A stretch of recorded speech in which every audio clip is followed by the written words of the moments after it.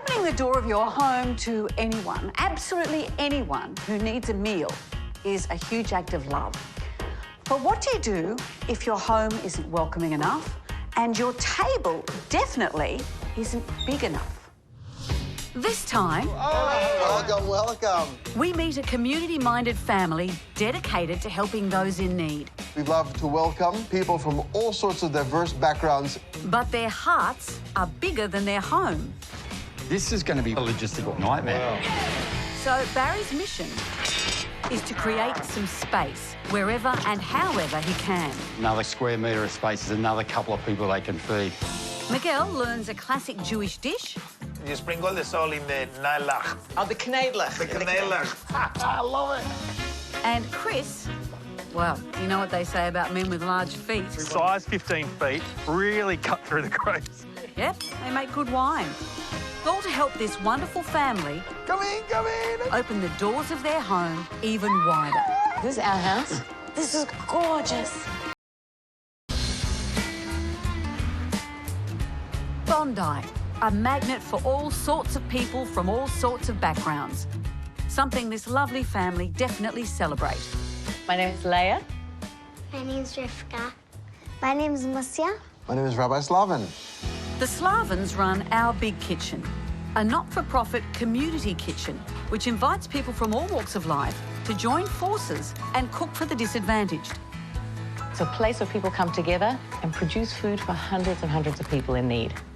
But they've gone one step further.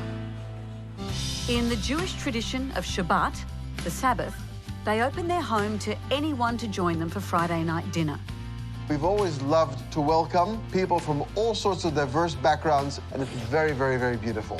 There have been times when so many people have turned up, the house was bursting at the seams. The space is quite tight. In order to make it work, a bigger room would make a big difference. But they don't just need more space. Hundreds of dinner guests over the years have left their mark on the house. It'll make it a lot more pleasant for people who are coming in here to feel welcomed. Would make a huge amount of difference, and that would be incredible.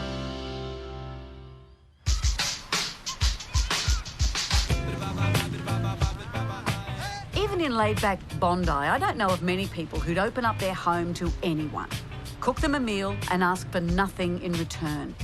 But the Slavins do just that. And it's about time we met them. Bondi is all about multiculturalism. It's about not just cultures, but everybody lives in Bondi. It's a little flavour from everywhere from the world. Exactly. Perfect recipe for you. The flavours of Bondi. There's a book for us, you know that. But you know the thing is, whoever shared the food, they're sharing their life with That's you. it. Welcome, welcome. Welcome. Come in, welcome. Look at all the sweets already. This is all fantastic. I'm in love already. This home is very special. Tell me about what happens in these spaces. All week, we're busy running. Yeah. Come Sunset Friday, whenever the sun's about to set, the world goes into hold. Everything stops. Phones are off, computers are off, and we welcome in other people. And it's just a time to connect. Wow. And to me, I get so much joy out of it. So everything's pre-cooked, everything's pre-done. Yeah. So you're ready to rock. We're ready to rock Now and it's party time. celebrate. How can we help? What can we do? I want to be able to have it that as many people that want to come in, Yeah. just come through the door. We're up to 40, we're up to 50. Come through. If God forbid you'd come in and there's no seats at the table, no one will know that we might not have a seat. That doesn't matter. I want people to feel comfortable. That all happens here. Absolutely. In different configuration. So as big as it grows, you want it to grow a bit more. I always say, if there's room in the heart, the walls stretch. Girls, what's the best part of opening your house for you? I like meeting new friends and making people happy. It's not aher, it's your. Oh, thank you. I'm melting like an ice cream right now. Yeah. Well, don't make a mess quite yet, Miguel. There is a job to do. How do you make the most welcoming house in Bondi even more welcoming? So here it is. It's from the street. It's just realistically another home, isn't it? It is.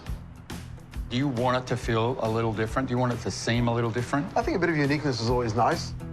You know, if the walls can tell the story, it should be welcome. That's a welcome mat for the community. It's a beautiful old home, and like a lot of the places around here, it's as solid as a rock.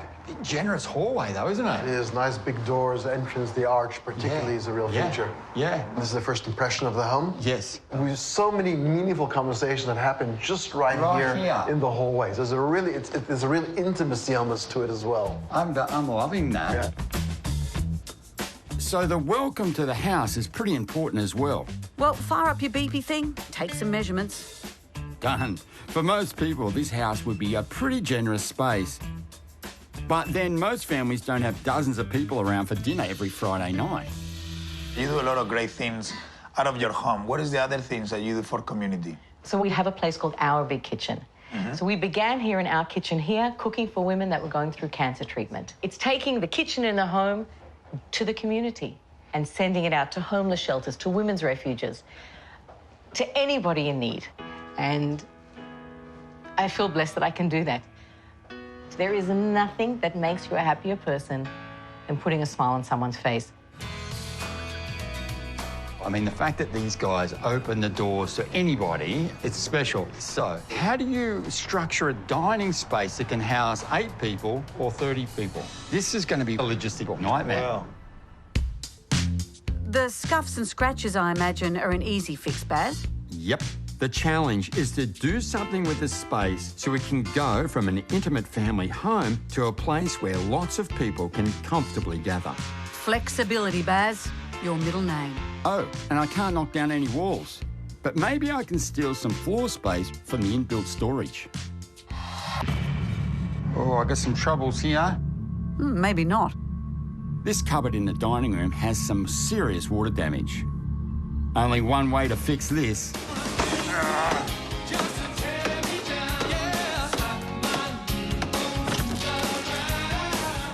Due to the hard work these guys put into everybody else, the home hasn't had the maintenance it needs. I mean, you can see there's some flashing and gutter issues there. That's just destroyed over a square metre of space there. So if I can bring this back to where it should be, that's going to add a whole stack of storage. And they can use every square metre. So there's another couple of people they can feed. This is going to be a battle for every inch. Coming up. Hello. Miguel makes Mama's matzah. Beautiful. And Come on down. it's foodie trivia time. Could I phone a friend? Sure. Hello, gringo. Oh, come on. It's cheating. Hang up.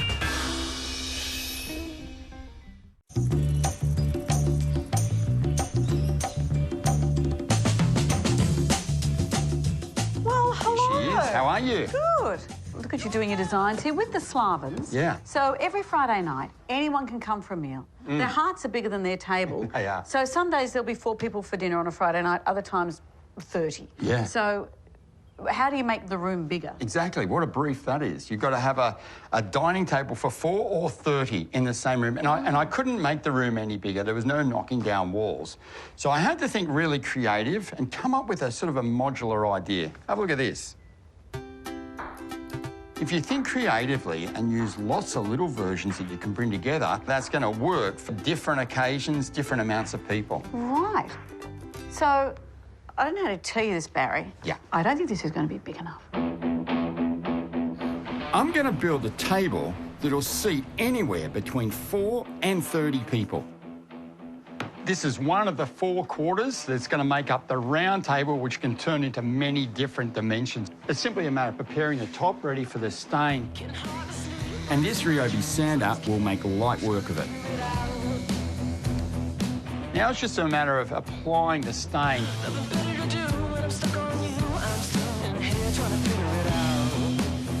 Get the other 3 cut up and painted, and I can start screwing the legs on and assemble this thing. Next, use a piano hinge, add that to the side of 2 of the quarters. That's going to give me a fold up, which gives me another dimension to the table.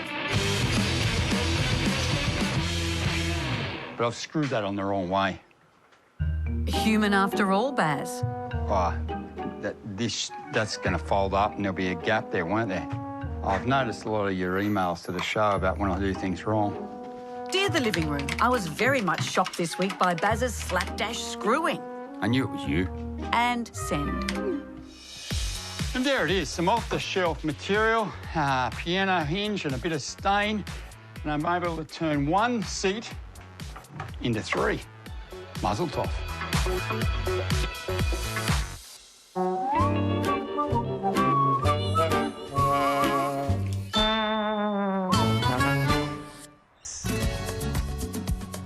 I don't know a lot about traditional Jewish cookery, but there is one thing I always wanted to try making: matzo balls.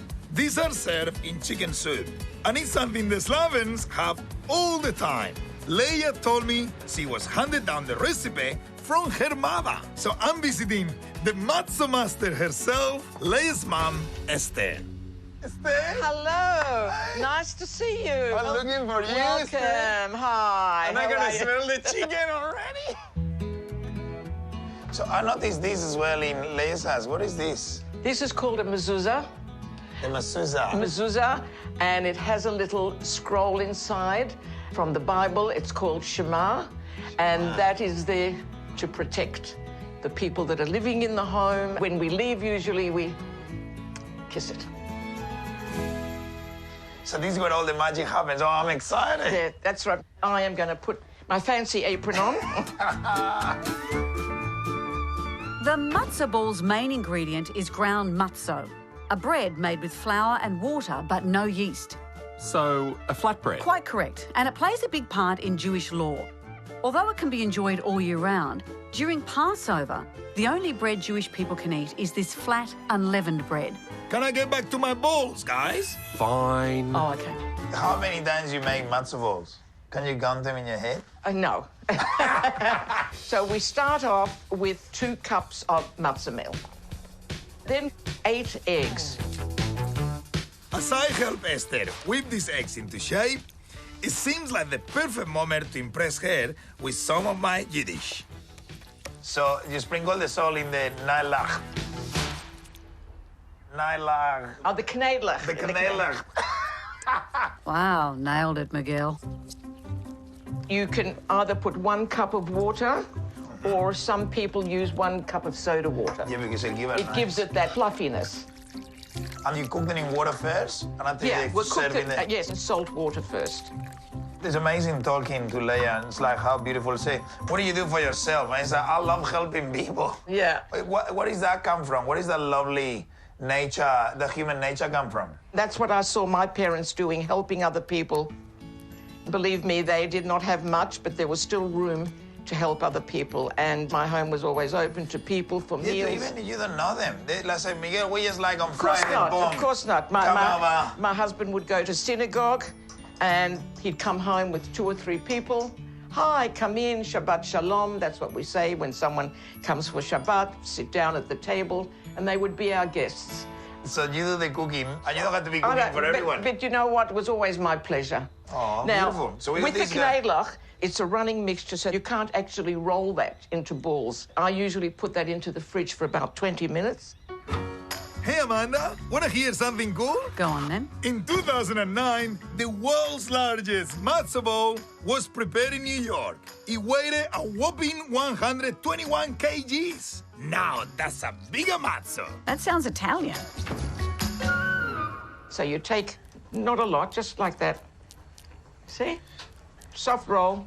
That's it. Yeah, and just drop it like it's hot. Just drop it in. When the pimp's in the crib, ma, drop it like it's hot. Drop it like it's hot. Drop it like it's hot. You know that song that says drop it like it's hot, drop it like it's hot? No, I don't know that. Yeah, funny that, Miguel.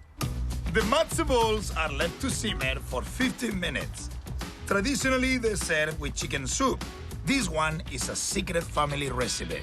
Oh, that just looks so good. But you can use any good broth. Wait to taste this. Oh. Beautiful. Oh. Sometimes you just look at things and you know they're gonna be delicious. Ooh. Then when you serve it, we say bavakasha, Bavakasha? which means please. Enjoy. So excited about this. Here's a napkin. Oh, how soft it is. Soft now, yeah. I just love everything about it. This is so like warm and it's humble and it's got a neat history. And it's good for you. It's good for the soul. Now, I hope Barry makes a really big table, because if you make delicious matzo ball like this, is a lot of people want to come for Friday dinner. Yeah, and you see, it wasn't so hard to make. It was no big deal. And Leah never stops helping people. I wish I could cure cancer, but if I could give them a little bit of brightness, a little bit of hope. I wish there was something I could do, but I'm going to have a little cry first. Coming up, kosher wine. Chris can't touch it. They look like paddles, those feet. And yet still we made him shred grapes. And guess who's coming to dinner? We are. I just want to say mazel tov.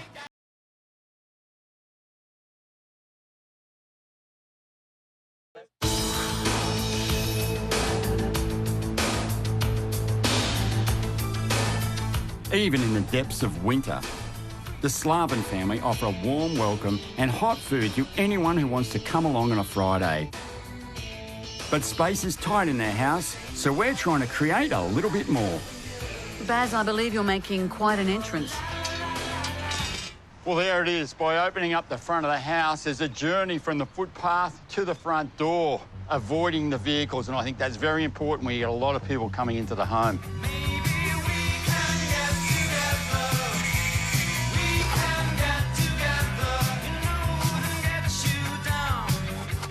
I feel it's really important when you're going from a hard surface to another hard surface is just to blend it with some soft. So rather than just pour a slab in there or pave it all through, we're just going to put in some isolated pavers and then we can turf around them and it gives a sense of softness.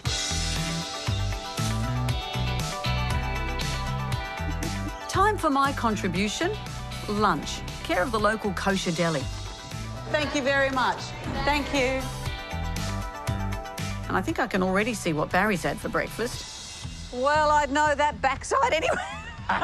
That's quite the greeting, Baz. Hey, right. How are you? You're now, very good. I'm assuming this is the house. This is the house. Well, I hope it is. I've put a fair bit of work into it. Nice. We've brightened it up with flowers and a little hedge across the front. You like the espalier? What's that? Those are lemon plants that we're trained to go across the lattice, and we're going to put those on that fence. Oh, look amazing. Well, hey, guys, I bought you some food. I'm starving. No food, guys. Just keep working. Rabbi Slavin said to me that a lot of the conversations start here on the way home or the way out. So what we wanted to do, Leah has a whole lot of pictures that she's wanted to display for a long time.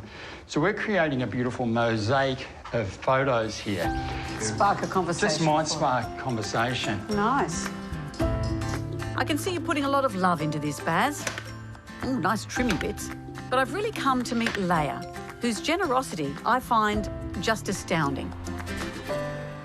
The love that you exude for anybody, where's this come from? Did you grow up in a household like this? Absolutely. I grew up seeing my parents welcome total strangers into their home with the utmost love, respect and dignity. One of your neighbours, just while we were out here before, came over and she got a bit weepy. She had it's making me weepy thinking about it. She had a piece of paper that your daughters had knocked on her door and all the neighbours' doors on Anzac Day with a piece of paper saying, we hope everyone's going okay through this COVID crisis. And they handed out some of the pastries that they had made. And she said, you are the most beautiful family. And she's so grateful that we could be helping you. That's really kind, but it's something that brings us joy. Everyone's sending messages on, you know, Instagram, Facebook, but you've lost that personal touch. When you take someone a home-baked fresh loaf of bread, a bit of flour, a bit of sugar, but a lot of love. That's what we need nowadays. It's not just food that you do this with. What's the wig project that you're interested in? Okay, so I love hairdressing. I love doing hair. I like making people look good. And a few cancer patients have been referred to us. That's our big kitchen. My biggest goal was, before they lost their hair, was to copy their exact hair. If she has the confidence to walk out with that wig, she's going to have the confidence while she's going through treatment. So we've opened a wig library. There's a wig library to lend to someone while they're going through treatment. I wish I could cure cancer, but if I could give them a little bit of brightness, a little bit of hope, it's a dream. It's an absolute dream. You are extraordinary. I hope that we can honour your dreams in here and make your room so beautiful that everyone who comes in can physically see the warmth as well as feel it. I can't wait. What an amazing philosophy of generosity. Just absolutely beautiful. And what a reminder of how the smallest of gestures can make the biggest change in someone's life. I know Barry's doing a whole lot of stuff for her in here. I wish there was something I could do, and I've actually thought of something. But I'm going to have a little cry first.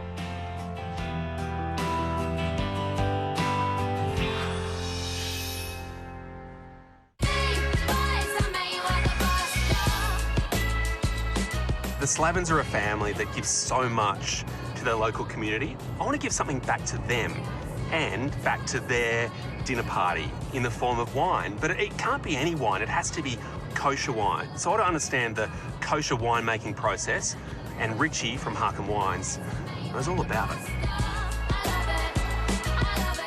Now, I knew certain foods like meats could be kosher, but I had no idea wine could be. And initially... Winemaking, huh? That's it, mate. Living the good life now. It looks like any other winemaking. If there was ever a role I was born for, it is this stomping thing. Size 15 feet, really cut through the through the grapes. They look like paddles, those feet. Quite comforting. It's quite nice.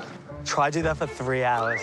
You actually do this? Yeah. Really? We so it's not just for tourists and TV presenters? We do 20% each year by foot. It just gives it, you know, that really handcrafted or foot-crafted feel to the wine. However, this wine right now is not kosher. We're in a kosher winery. It doesn't matter. It's not kosher. Really? Is it me? Yeah. I think you're really holy, but... But not holy enough? Not holy enough. Well, can you show me why? Yeah, and we're going to show you exactly how we do it. Kosher is Hebrew for fit or proper. It's basically a set of rules under Jewish law that determine not only the food and drink you can eat, but how it's produced, processed, and prepared. This is the only fully committed kosher winery in all of Australasia because we make wine just from grape juice. We use 0 additives. What is added to wine to make it not kosher? You can add gelatin to wine, different yeasts which aren't kosher. Actually, most additives aren't kosher. I've been in cellars and rooms with vats before. It looks just like those. So why is this kosher? It's kosher because we have a rabbi, a kosher supervisor, every step of the way, from the crushing process till the finished wine. He's there to protect the holiness because kosher wine for Jewish people is the most holy substance in the world. I would love to taste how it's going. Amazing. Let's get the rabbi. The rabbi is absolutely key to the production of the wine because he's the only one that can touch it. In fact, only the rabbi can touch the thing that touches the wine, the tape on the tap. That's kosher tape. So on all my barrels, on all my tanks, it's kosher tape. So he takes the sample out for us. So to be clear, I can't touch that tap. Correct. So if you took that sample, the wine would no longer be kosher. The whole barrel? The whole vat? I could ruin the whole vat. All 5,000 litres. This, instead of being a how-to segment with wine, this is a how not to, from my point of view. Correct. You can't touch this. OK, don't touch the barrels. You can't touch this. Can I taste the wine? You can't touch this. Were those sounds kosher? Not kosher. They can't touch. It's intriguing because there's a sweetness there. The wine's actually fermented all the way through, which is dry, but it has a little bit of residual sugar because it's rosé. So to confirm, right now, we're still kosher. That's not kosher. Why? Where did it go wrong? Because I touched it? Is it me? At this stage in the process, yeah, touching it and drinking it, yeah, renders it non-kosher. OK. But it's OK. It's all right, because this is still... It's still kosher. It's a relief. OK. So we're actually going to go into the barrel room, which you're going to give for Rabbi Slavin. Let's go. We can walk this way. Yeah. Doesn't change anything. All right. A locked door, let me guess. Only you have the key? Correct. You can't get in there unless the rabbi lets you in. I cannot. Yeah. Incredible. After you. Thank you. Again, touch nothing. So what's happening to the wine in here right now? So this is a very special shape. The wines that we make, it allows them to breathe a little bit, and it really gives the fruit texture a real good flavour in the wine, yeah. So you got your tape on there? Let me guess, it can't be tasted unless you're here to take it out. I'm getting a pattern here. So if the wine's not moving, it's at peace, and Your Holiness isn't required. But the moment the wine starts to move anywhere, you've got to be across it. Correct. And so now to get that into a bottle, it needs to be with a rabbi present. 100%. So that's where the purity of it all comes from, where no additives, nothing artificial. It's just grapes coming together in a beautifully pure, holy process. 100% right. Having been under the rabbi's watchful eye all day, I can actually handle the bottles and keep it kosher. Shall we? Definitely. I guess I've learnt the hard way that I'm probably the furthest thing from kosher. But with the help of the rabbi, I have the goods right here, and it's all sealed up, so I can't change its purity. This is going to make this dinner party something extra special. Cheers, mate. Thank you, mate. Or in Hebrew, l'chaim. L'chaim. It's delicious, but of course, by drinking it, it means it's no longer, well, yeah, you get the idea.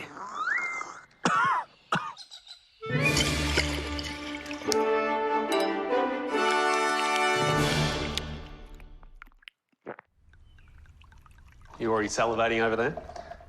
Well, I was going to have a cup of tea, but let's upgrade. No, I've returned with gifts. Thank you. Look at that. Okay.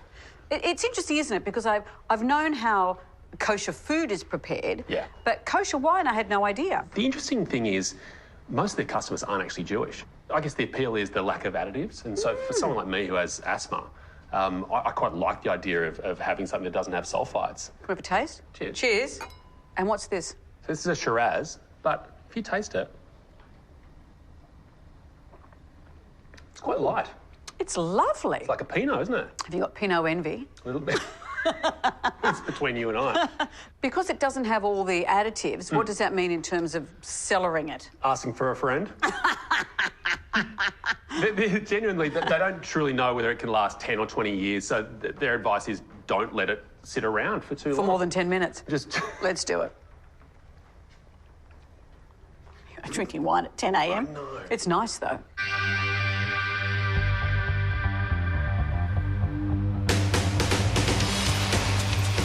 I'm pinching myself that this is actually happening. I feel so blessed by God that we've been chosen for this. I'm excited. I'm thrilled.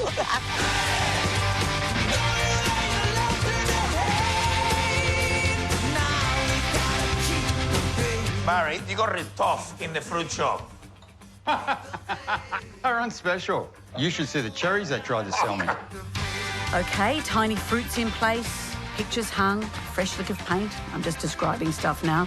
All right, we're good to go. With another Friday night almost upon us, it's time to show them the new venue. Are we ready to rock?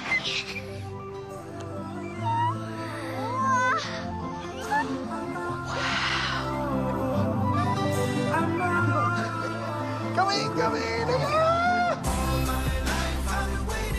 Oh, my gosh. That's incredible. Look at the whole new opening. I love it. It's so gorgeous. This is incredible. This is incredible. This is actually another room of the house now. What about the lemonade stand? Yeah. Have a look in the lemonade stand. Do you guys like to do a little bit of catering around here? Oh, my... Look at this. Look at this, man. Look at this. Oh, my gosh, the girls love serving people as they walk by. This This is the welcome, the official. Okay, you want to go around and see your first Come on. crowd? Let's say, like, hi, guys, how are you? Happiness. Happiness. Guys, I'm really speechless. It's a total transformation. It's welcoming, it's smiling, it's beautiful. It's amazing. It's just amazing. I'm touched. There's no words. I'm oh, Somebody's calling. Let me answer. Let them know what's happening. Let me answer. I will. Let me Invite answer. them Dana. tonight. Dana, you joining us tonight? You gotta see what this place looks like. You use the GPS to find the address. If you look at it by trying to remember what the house looked like, you won't recognize it. Literally, I'm not kidding, literally. The rabbi seems pretty happy with the facade, but he's gonna have to wait to see the inside. Oh, you tease, Barry. Gotta keep him hungry, Amanda. This is our house.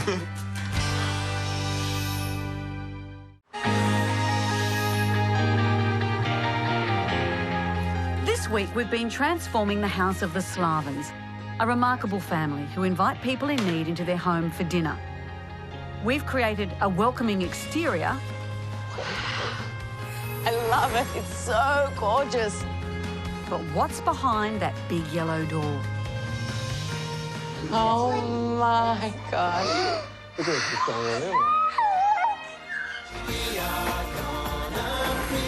It's magnificent. This is our house? No, seriously. New lighting, vibrant colours, dot wall hooks.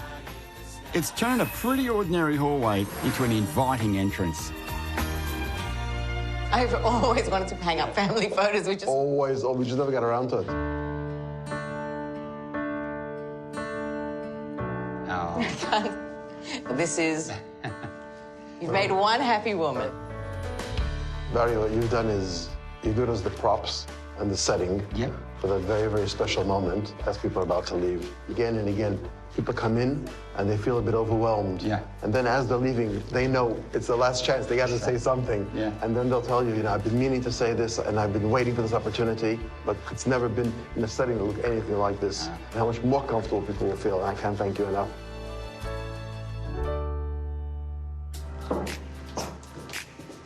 Oh, this is magnificent. This is gorgeous. Originally, the living space was pretty dark, but using a warm, smoky pink paint on the walls, it brightened the place right up. New lighting fixtures, replacing the rug and table, as well as a new lounge, have made this a space you want to have those long after-dinner conversations in. Let's see if they recognise their old dining room. Come on in. Oh my gosh. It's magnificent. Again, colour lifts and unifies everything. And those trims across the walls and bookcase add a real touch of class. Beautiful. Look at the table. It's in sections. You can see there's 4 quarters, so just the 4 of you could sit and have a nice intimate family dinner. These fold up and clip in. But then, what I do... Remember this water-damaged old cupboard? Now it's valuable storage space. Oh my gosh. 4 tables there and enough chairs and tables, and it all links together. So it'll be nice and solid. Barry, you're a genius. But then you can even go into the living room. You can even go up the hallway if you need to. Love it. Love it. They say a shoemaker walks around barefoot. So much passes through here, and yet you see what the place looked like. We never really stopped to put love into the place, and it really, really is very special. Most people don't get our crazy life, but you got it. We feel so blessed, and I cannot thank you enough. Okay, Basso, this is amazing. We need instructions to get all these tables ready for I can tonight. look after that. What else do you need from me? I think you need to get changed. There's a lot of matzo balls hitting the dance floor tonight. I'll get the pants, I can undo the top button. Grab your change, we're Muzzle getting top. ready. We're going to be See you cooking soon, girls. muzzle top. Sunset and another Friday night dinner with the Slavins. As usual, the doors are open to all. It's hard to believe that during normal times they'd have even more people than this. This is the finest kosher wine you could possibly ever hope to drink. Leia, hello. Can I steal you for a moment? And to top off our incredible week with the Slavins, that idea I had for Leia. After our chat the other day, I had a chat with somebody I know, and I just want you to watch this. Hi, Leia. Amanda got in touch with me about your amazing idea to set up a wig library. My name's Sarah, and I'm the founder of the Beautiful Hair Boutique, and I know a thing or two about wigs. Having had alopecia myself on and off since I was a kid, and working with a lot of amazing women going through chemo, I would love to be a part of your project and help you set up your amazing dream wig library. It's unbelievable. For once in your life, you've got I know, but nothing. I have nothing to say.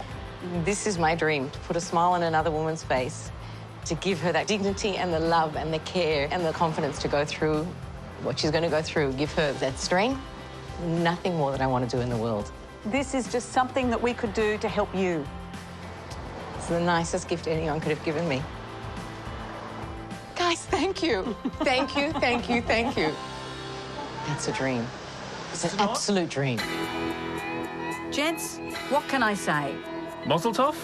Mazel tov.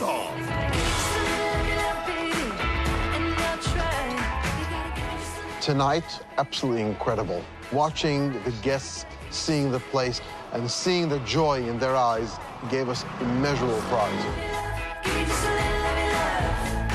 Cosentino, world-famous illusionist, said that anyone can do magic.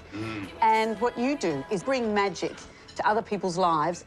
The smallest gesture can change a day, a life for somebody. That's what I've learned from hanging out with you guys, so thank you. I just want to say mazel tov.